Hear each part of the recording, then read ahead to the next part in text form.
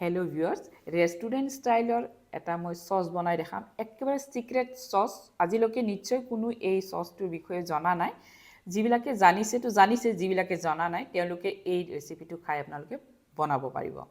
এতিয়া চাওক, এইটো মই বনাম অনলি এটা ডিমা দি। এটা ডিমা দিয়ে মই এই ৰেচিপিটো আপোনালোকৰ ওচৰত শ্বেয়াৰ কৰিম।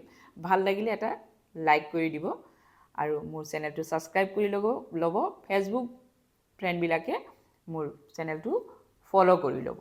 এতিয়া চাওক, মই 1 চামুচ মই তেল দিছোঁ, এটা কণী লৈছোঁ আৰু 1 চামুচ মই তেল দিছোঁ। নহৰু মই 5 ফুটামান নহৰু দিছোঁ।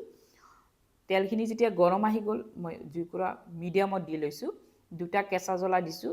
কেঁচা জ্বলা কিন্তু পকি যোৱা, পকা এটা জ্বলা লৈছোঁ। আপোনালোকে শুকান জ্বলাও দিলে দিব পাৰে। শুকান জ্বলা দিলে বেছি টেষ্ট আহে, কিন্তু শুকান জ্বলা নোখোৱাই ভাল।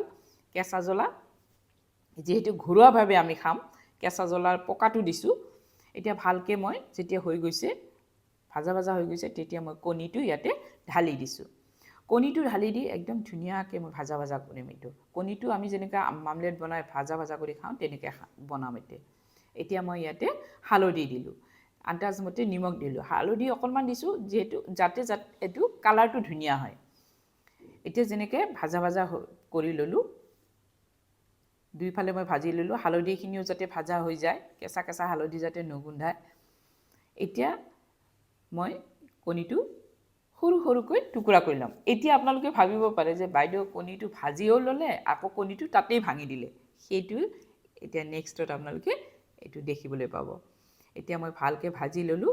ভাজি লৈ মই এইটো এটা বাউলত নমালোঁ ঠিকেই, কিন্তু মই এইটো ঠাণ্ডা হ'ব নিদিওঁ। গৰমে কামটো কৰিম, চাব।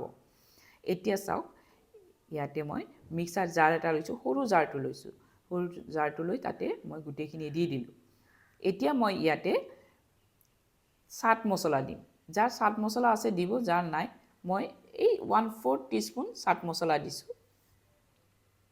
এতিয়া ইয়াতে মই গোলমৰিচৰ গুড়ি 2 চিকুটমান দিছোঁ ফৰ টেষ্টৰ কাৰণে। এতিয়া মই নেমুৰ ৰস দিছোঁ, 1 চামুচ মই নেমুৰ ৰস দিছোঁ। আৰু মই ইয়াতে 2 চামুচ মই চচ দিছোঁ, টমেটো কেচপ বা চচ দিব। তাৰপিছত চেনি দিছোঁ মই আধা চামুচৰ অকণমান বেছি।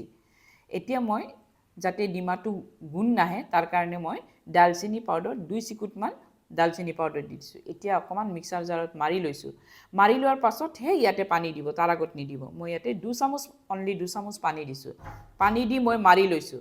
মাৰি লৈ তাৰপিছত চাওক, এতিয়া কি ধুনীয়া হৈছে দেখিছেনে? এনেকৈ আপোনালোকে বনাই খাবচোন, খুব টেষ্টি। চিঙৰা হওক, যিকোনো বস্তু হওক, আপোনালোকে এনেকৈ বনাই খাব। এনেকৈ বনাই খালে একদম ৰেষ্টুৰেণ্টত আপোনালোকে এই চচটো আপোনালোকে দেখিবলৈ পাব। দেখিছেনে?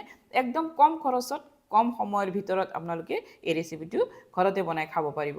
এতিয়া চাওক, মই কালিজিৰা অলপমান ভাজি লৈছোঁ। ভাজি লৈ এইটো ওপৰতে দি দিছোঁ ফৰ ডেক'ৰেশ্যনৰ কাৰণে। নিদিলেও কোনো কথা নাই, ঘৰত খাব আপোনালোকে কালিজিৰা নিদিব। মই অনলি ডেক'ৰেশ্যনৰ কাৰণে ধুনীয়াকৈ কালিজিৰাখিনি দি দিছোঁ। চাওক, মোৰ ৰেচিপিটো ৰেডি।